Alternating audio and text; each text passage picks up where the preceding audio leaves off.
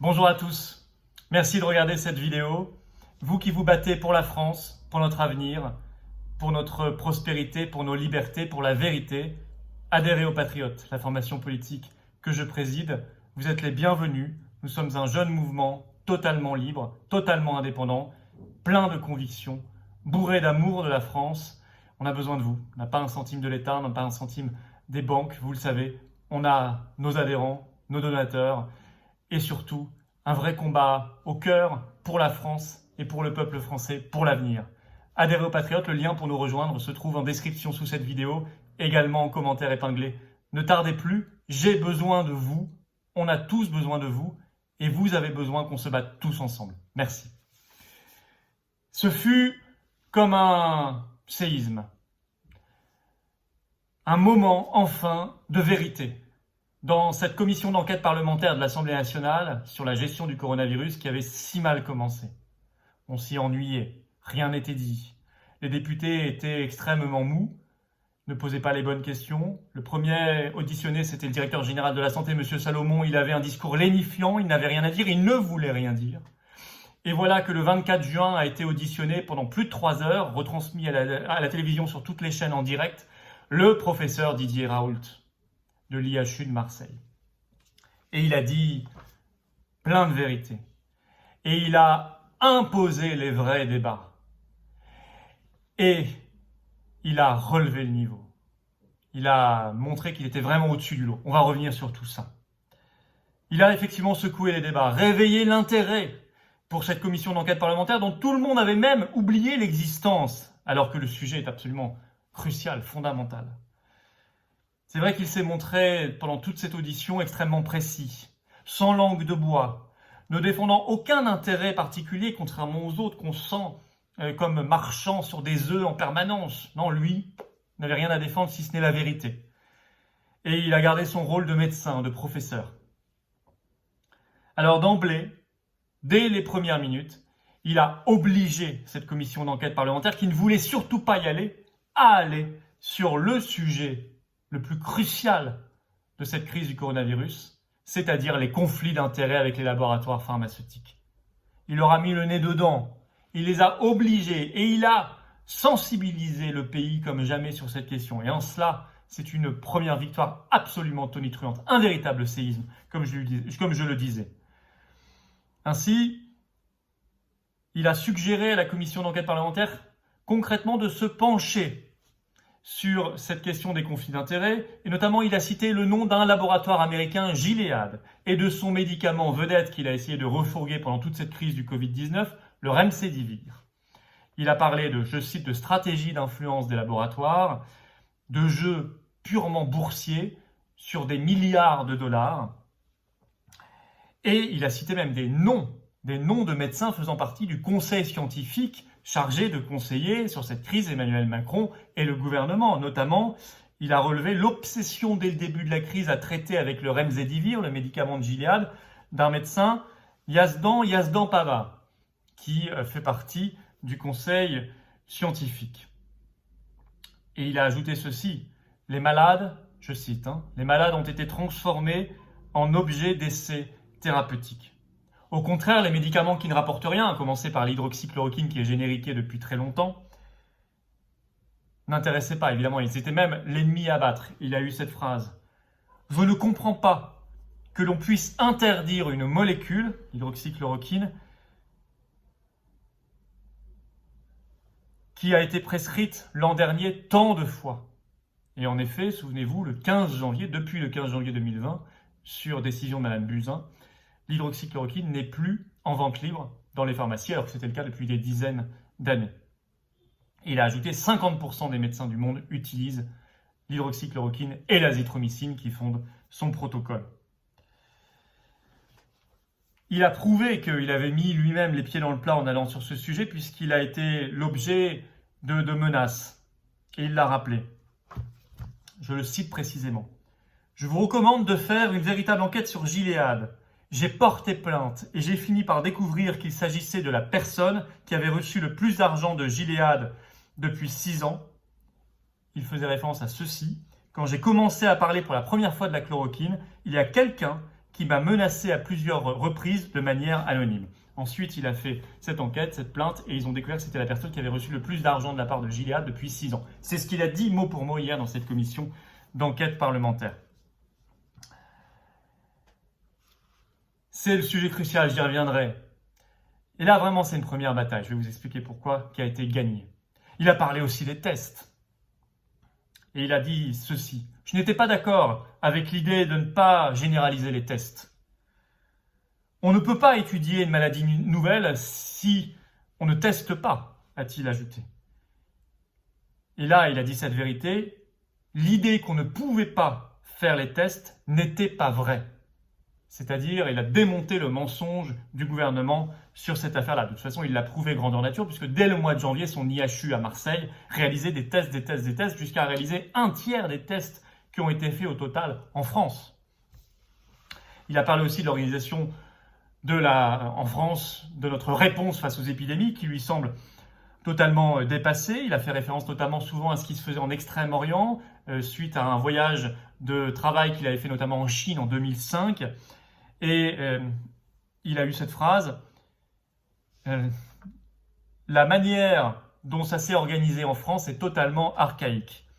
Pour lui, la gestion d'une épidémie aussi grave, ça relève du régalien. Et il estime 6, 7 ou 8 centres en France de la même ampleur que l'IHU de Marseille sur l'ensemble du territoire national. Donc il avait également des recommandations extrêmement concrètes à faire à cette audition. Où il a continué à mettre les pieds dans le plat, c'est qu'il a fustigé, sans avoir peur de nommer les choses, il a fustigé le conseil scientifique. Il a parlé de faillite totale, je cite. Il a ajouté « Il faut faire attention à la qualité des gens qui entourent le ministre de la Santé ». Sous-entendu, non pas la qualité.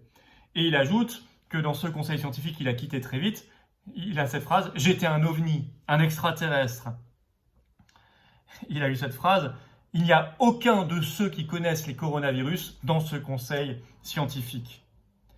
Il a défendu également la liberté de prescrire des médecins libéraux qui a été mise à mal comme jamais dans cette crise du coronavirus, notamment par les décrets de mars du ministre Véran qui leur a interdit l'hydroxychloroquine pour traiter le coronavirus. Il a eu cette phrase « Que l'État se saisisse de tâches qui sont du soin usuel à la place du médecin et qu'il leur interdise des choses qui sont banales, je ne suis pas d'accord. » Il ajoute « Les médecins doivent faire pour le mieux, pour leurs malades, en leur âme et conscience, en fonction de l'état des connaissances. Les priver de ça, je doute que ce soit même constitutionnel. » Et il ajoute que si lui avait été à la place du président du Conseil national de l'ordre des médecins, alors il aurait démissionné, il aurait présenté sa démission après l'interdiction faite par le ministre de la Santé aux médecins libéraux de prescrire librement un traitement concernant le coronavirus, puisqu'il a ajouté « On n'a pas traité les malades ». Cette phrase choque la bien-pensance, mais c'est vrai. Il dit quand vous êtes chez vous à avoir de la fièvre et qu'on vous dit simplement prenez un Doliprane, et si jamais vous suffoquez, vous étouffez, vous nous rappelez, on vous enverra le SAMU, on vous emmènera mourir à l'hôpital, ça s'appelle effectivement ne pas traiter les malades. Il a raison. Je dirais même qu'il est allé plus loin que ça.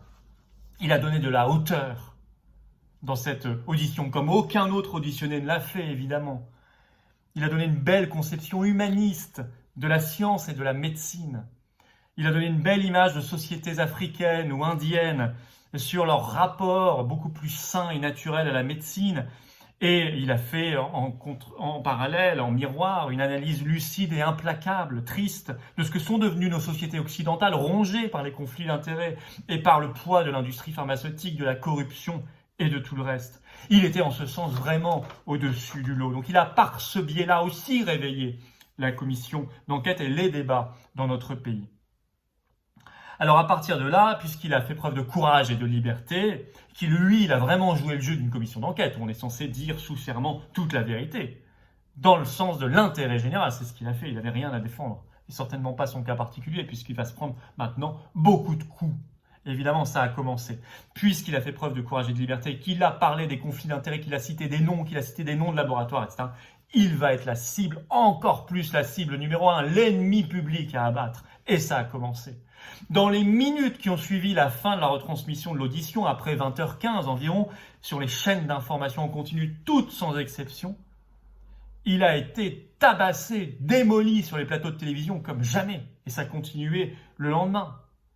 Pareil dans les 20h du soir sur les grandes chaînes de télévision. Par exemple, sur une chaîne info, Roselyne Bachelot l'a attaqué, démoli pendant 1 heure durant. Et elle a eu cette phrase: on sait que la télé rend fou. Ben, je ne sais pas si elle parlait d'elle ou si elle osait parler du professeur Raoult, qui est celui qui s'est le moins montré à la télévision. Au contraire, contrairement à beaucoup de ses confrères qui ont passé toute leur journée pendant 3 mois sur tous les plateaux de télévision. Ça n'était pas son cas. Le médecin, mais également maire, les Républicains, Philippe Juvin, l'a attaqué aussi très violemment dans les heures qui ont suivi. Il a eu cette phrase: la science appelle à un peu plus de modestie. On ne fait pas de science avec de l'intuition. Pour le coup, là, je ne suis pas du tout d'accord. Je pense que dans les grandes recherches, dans les grandes découvertes, il y a beaucoup d'intuition à la base. Pas que de l'intuition, ça ne suffit pas, mais il y a souvent de l'intuition. C'est souvent d'ailleurs ce qui caractérise les gens brillants de ceux qui ne le sont pas, comme monsieur Juvin. C'est la différence entre un Raoult et un Juvin. Bon. Il y a également des médecins, peut-être... Alors, moi, ce qui m'a frappé, c'est dans les 20h. Les 20h des grandes chaînes. Alors, vous savez, j'ai les critères pour qualifier le niveau de diabolisation d'un individu. Jusqu'ici, il était qualifié de controversé, voire fantasme, mais controversé, le controversé professeur Raoult. Depuis le soir de cette audition dans les 20h, on dit le très controversé professeur Raoult. Donc, on a ajouté le très, ce qui signe qu'il a franchi une étape supplémentaire dans la diabolisation. Mais il a été aussi très attaqué, par exemple, par Stéphane Gaudry, qui est un professeur de médecine intensive à l'hôpital de Bobigny, Seine-Saint-Denis, qui a eu ces mots sur Europe 1 dès le soir même. Il a remis en question l'honnêteté intellectuelle, rien que ça, du professeur Raoult. Et il dit même un mensonge. Il dit: Didier Raoult sait très bien ce qu'il fait lorsqu'il annonce que l'on aurait pu éviter 25 000 décès en France avec l'hydroxychloroquine, mais il affirme ça sans aucune preuve scientifique, mais c'est un mensonge. Non, c'est le professeur Perron qui a dit ça. Je l'ai déjà cité, peut-être à raison d'ailleurs. C'est pas le professeur Raoult. Donc là, il dit même un mensonge pour essayer de démolir Raoult. Ils sont prêts à tout. Alors le lendemain matin, il était invité dans l'interview matinale sur BFM TV de Jean-Jacques Bourdin. Et au bout de 10 minutes environ, vous pouvez voir la scène, il a menacé de quitter le plateau. Il a dit je vais me lever et m'en aller. Voilà. Et il a d'ailleurs dit à l'animateur, au journaliste: je n'ai pas besoin de vous, je m'en fous de vous. Donc vous voyez qu'il a un courage et une liberté totale, mais qu'il le diabolise à fond. Donc il va falloir guetter notamment la réaction du Conseil national de l'ordre des médecins. Est-ce qu'ils vont ouvrir une enquête contre lui? Est-ce qu'ils vont l'attaquer? Comme je vous signale qu'ils le font depuis le 24 juin contre le professeur Perron. Et oui, ça y est, le Conseil national de l'ordre des médecins a lancé une procédure contre le professeur Perron. Ils l'ont confirmé au Figaro depuis le 24 juin parce qu'il a osé faire un livre réquisitoire sur la très mauvaise gestion de la crise par le gouvernement et qu'il a lui aussi dénoncé les conflits d'intérêts. Il a même parlé dans des interviews de médecins achetés et de corruption. Résultat, hop, tout de suite, il fait l'objet d'une procédure par le Conseil national de l'ordre. Moi, je dirais que le professeur Raoult, il fait partie de ces médecins, comme le professeur Perron et peut-être quelques autres, peut-être M. Douste-Blazy aussi, qui ont sauvé dans cette crise l'honneur de la médecine française et qui ont donc sauvé aussi l'honneur et la réputation des milliers et des milliers de soignants sur le terrain qui, eux, faisaient un travail remarquable mais n'avaient pas le droit au micro ni aux caméras. Alors maintenant, qu'est-ce qu'il faut faire? Eh bien, une fois qu'il a réveillé la commission d'enquête, celle-ci est obligée maintenant. Elle doit s'intéresser à ces conflits d'intérêts en toute transparence devant tout le monde. Et ça, c'est très très gênant. C'est pour ça que Raoult est si attaqué. Elle doit maintenant auditionner tous les membres du conseil scientifique sans exception, mais également tous les médecins de plateaux de télévision qu'on a vus pendant des semaines pendant cette crise. Et il faut les interroger sur leurs liens d'intérêt, sur leurs possibles conflits d'intérêts. Auditionner tous les laboratoires également, et notamment Gilead, puisqu'il a été tellement cité par le professeur Raoult. Il faut également auditionner sur ce sujet-là et le cuisiner, le ministre de la Santé Véran, son directeur de cabinet, le directeur général de la Santé qu'il faut réauditionner, il faut reconvoquer, Jérôme Salomon, et le cuisiner aussi là-dessus. Cuisiner également le Conseil national de l'ordre des médecins. Mais regardez comme il a déjà gagné une première bataille, le professeur Raoult. Le lendemain même, 25 juin, Karine Lacombe, une autre professeure de plateau de télé, a été auditionnée. Et à mon avis, ça n'était pas prévu. Alors, c'était prévu qu'elle soit auditionnée le lendemain, mais à mon avis, il n'était pas prévu de lui poser des questions sur les conflits d'intérêts. Et bien, résultat, elle n'y a pas échappé. Et donc, elle a balbutié une défense parce qu'elle elle a beaucoup de liens d'intérêt avec Gilead. Alors, elle a expliqué que c'était différent, etc. Notamment, elle a eu cette phrase devant la commission d'enquête, je cite, « Je ne peux pas croire que dans une situation sanitaire aussi exceptionnelle, il y ait eu de la part du Conseil scientifique, de la Haute Autorité de Santé ou de l'Agence du médicament une volonté de ralentir l'arrivée sur le marché de médicaments, simplement parce qu'il y avait un laboratoire aussi puissant puisse-t-il être. Je ne peux pas croire. Ben, moi, je peux croire, tout simplement. » Alors, c'est intéressant parce que maintenant, on est obligé de parler de ça. Il faut convoquer aussi le professeur Péronne, qui vient de parler de son livre, de ses vérités. Il dit des choses extrêmement intéressantes. Pourquoi on ne le convoquerait pas aussi? C'est intéressant. Et puis, retransmettre évidemment en direct à la télévision également, tout ça. Et puis, il faut changer les lois, notamment interdire le pantouflage. Vous savez, ces passages permanents de l'administration au secteur privé, ou des cabinets ministériels, ou de parlementaires, ou de ministres au secteur privé. On revient ensuite dans la fonction publique ou dans une fonction d'élu chargée d'intérêts privés. C'est une catastrophe. Il faut l'interdire. Il faut faire une réforme complète du Conseil national de l'ordre des médecins. Redonner la liberté de prescrire aux médecins. C'est extrêmement important. Pour nous patients, pour nous citoyens, c'est un garant de sécurité que ces médecins en face aient une liberté de prescrire. On peut beaucoup moins les contrôler. Ils sont beaucoup moins sous la coupe de politiques qui peuvent être éventuellement eux aussi sous la coupe des laboratoires. Donc ça nous protège.